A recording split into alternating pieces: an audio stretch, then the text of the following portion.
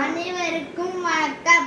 என் பெயர் பிரகதீஷ். நான் ஆச்சாரிய பாலசிஷா மஞ்சள் முத்தியால்பேட் பள்ளியில் 3ஆம் வகுப்பு படிக்கிறேன். நான் இப்போது உணவை வீணாக்காதே பாடல் பாடப் போகிறேன். உணவை வீணாக்காதே, உழவனின் உழைப்பை வீணாக்காதே, நீங்கள் வீணாக்கும் ஒரு பிடி சோறு பல உயிர் காக்குமே சோமாலியா பாரு. பஞ்சம் வருவதற்குள் விவசாயத்தை காக்க முடியுமா? இனி ஒரு மனுஷனுமே பட்டினியால் சாகக்கூடாது.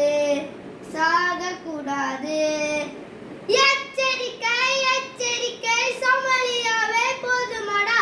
எச்சரிக்கை எச்சரிக்கை, சோமாலியாவே போதுமடா.